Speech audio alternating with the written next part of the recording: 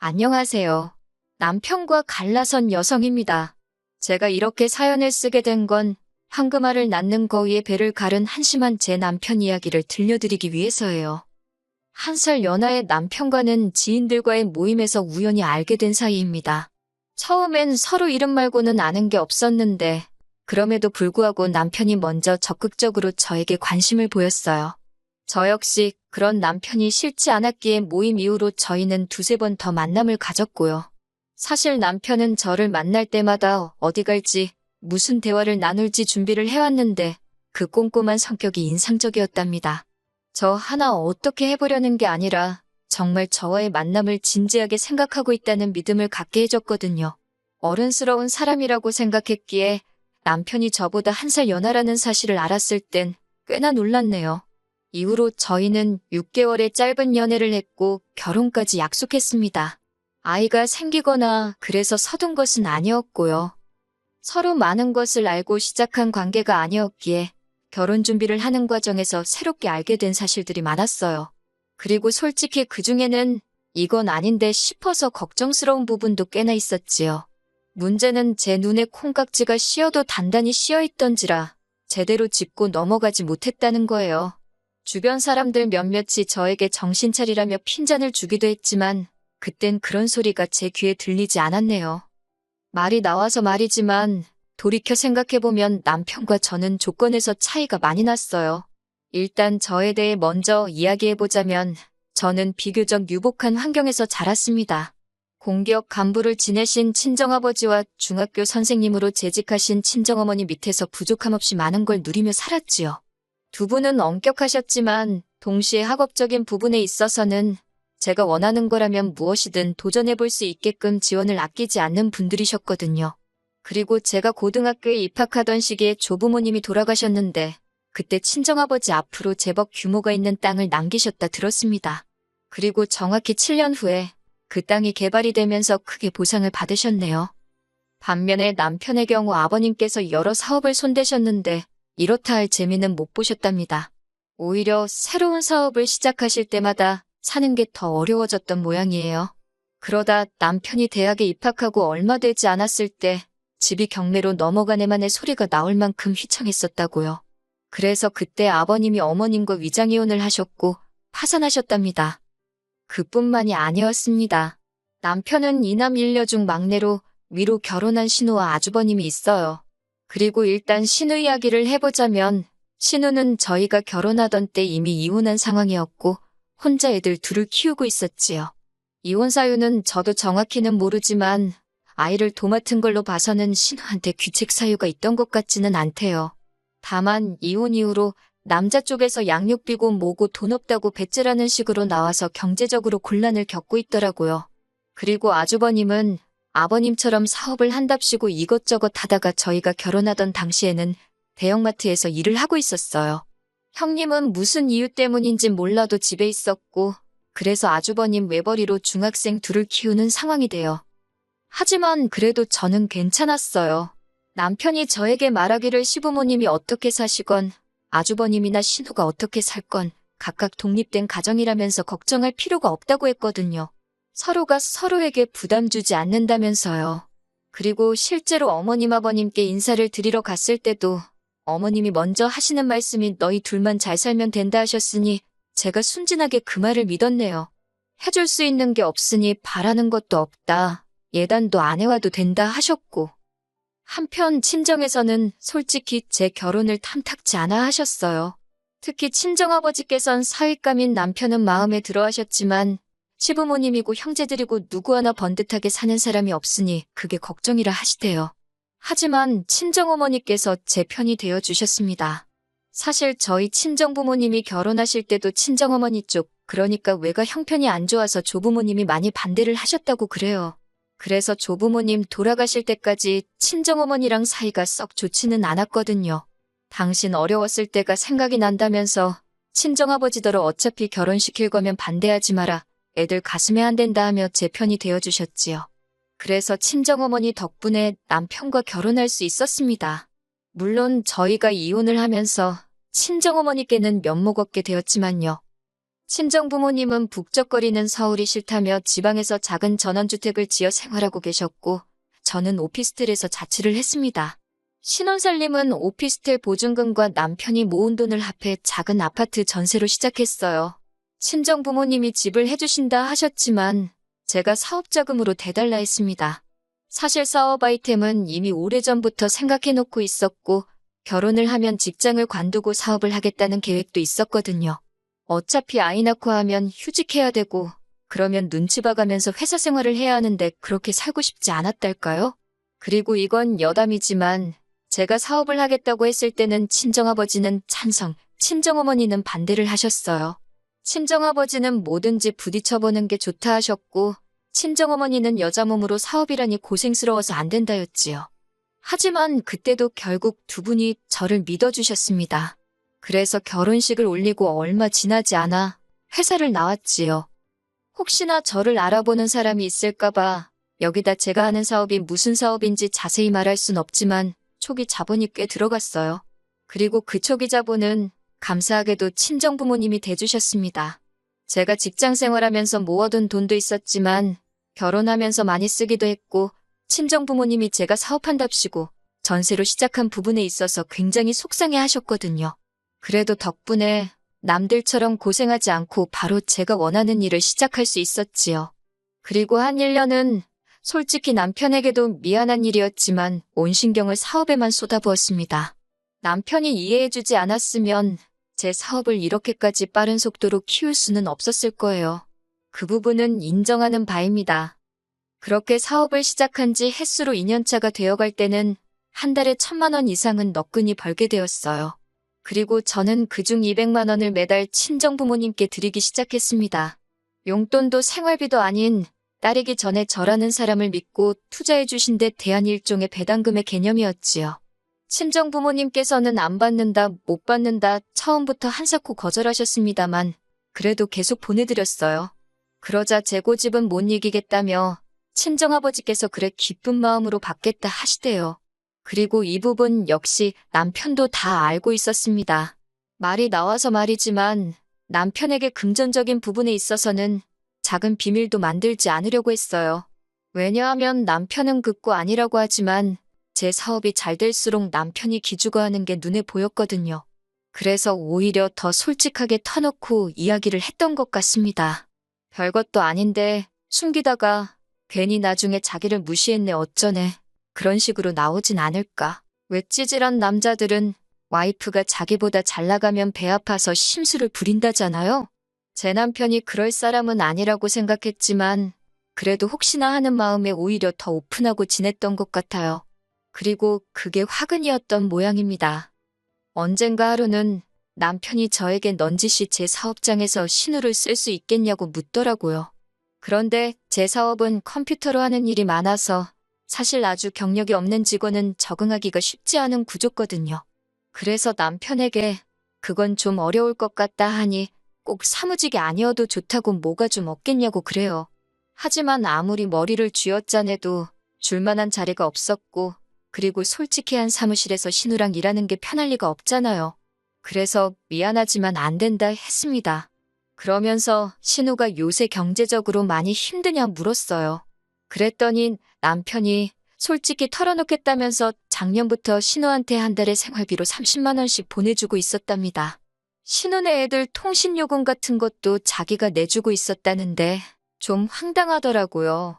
제가 사업이 잘 되기 시작하면서 남편한테 달달이 좀 넉넉히 용돈을 주고 있기는 했는데 그 돈으로 신우를 도와주고 있을 줄은 몰랐으니까요. 그리고는 순간 혹시나 싶어서 신우네만 그렇게 도와줬냐 물으니까 그것도 아니랍니다. 신우네 도와주는 게 어쩌다 보니 아주버님 귀에도 들어갔는데 아주버님이 서운하다고 엄청 뭐라고 했다나 봐요. 남편을 불러다 놓고 예전에 아버님 사업 망할 때 아주버님이랑 신우가 얼마나 고생을 했는지 아냐. 근데 너는 막내고 학생이라고 아무 도움도 못 되지 않았냐. 지금이라도 그때 못한 네 몫을 해라 어쩌라 하면서. 그리고 남편은 바보같이 거기다 대고 억지 쓰지 말라 소리도 못하고 아주버님 말이 맞는가 싶어서 돈을 주기 시작했다는 겁니다. 어이가 없었지요. 내 남편한테 이렇게 물러빠진 구석이 있었나 싶고. 사실 남편이 용돈을 어떻게 썼건 간에 그건 제가 뭐라고 할 건 아니라고 생각했어요. 게다가 남도 아니고 가족을 도와줬다는데 그걸 야박하게 뭐라고 하기도 그렇고, 다만 어머님 아버님께도 이미 제가 따로 달에 50만 원씩 챙겨드리고 있는 상황에서 신우 아주버님한테도 돈이 나가고 있었다니 솔직히 답답하고 화가 나긴 하대요. 그래도 더는 추궁하지 않고 일단은 알겠다 했습니다. 대신 앞으로는 시댁에 돈 들어갈 일이 생기거든 먼저 상의를 해달라고 독단적으로 결정하지 말라고 했네요. 이런 식으로 알게 되는 거 찝찝하고 마음 상한다고요. 제 말을 들은 남편도 자기가 생각이 짧았다고 미안하다고 했고, 그래서 그렇게 일단은 넘어갔지요. 한편 저는 다가올 어버이날 친정아버지 차를 바꿔드릴 계획을 세우고 있었어요. 친정아버지 차가 거의 10년 가까이 타신 차라 오래되기도 했고, 그럴듯한 선물 하나 꼭 해드리고 싶었거든요. 게다가 제가 벌어서 제가 해준다는데 구구절절 이유가 필요한가 싶었어요. 다행히 남편도 별말 안 하고 알아서 하라길래 아무 문제 없다고 생각했고요. 그리고 얼마 후 시댁에 가게 되었습니다. 어머님 생신하고 어버이날하고 3일 차이밖에 안 나서 늘 한 번에 챙기거든요.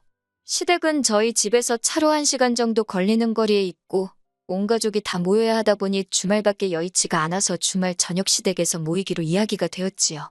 그렇게 약속 당일 시댁에 도착하니 아주버님 식구들과 신우 그리고 시조카들까지 전부 다 와 있더라고요. 그리고 좀 황당했던 게 집에서 먹자고 얘기가 되어서 제가 갈비랑 잡채를 해갔거든요. 그런데 정작 신우나 형님은 빈손으로 왔더군요. 그래놓고 한다는 소리가 시조카들이 그렇게 고기를 먹고 싶어 한다면 나가서 먹자는 겁니다. 그러면 처음부터 저한테 얘기라도 해주면 제가 갈비랑 잡채하느라 시간 낭비할 일은 없었을 거 아니에요? 그렇다고 기왕 해간 걸 다시 챙겨오기도 뭐해서 그럼 이건 어머님 아버님 두고 드시라 하니, 그걸 또 어머님은 신우와 형님더러 챙겨가라 싸주고 계시는데 솔직히 거기서부터 저도 마음이 좀 상했지요. 한편 그렇게 저희는 시댁에서 멀지 않은 고깃집으로 향했습니다. 시작부터 돼지갈비 15인분을 시켰고 소주도 몇 병 시키더라고요. 그리고 얼마 안 가 다들 술에 조금씩 취하면서 일이 벌어졌어요.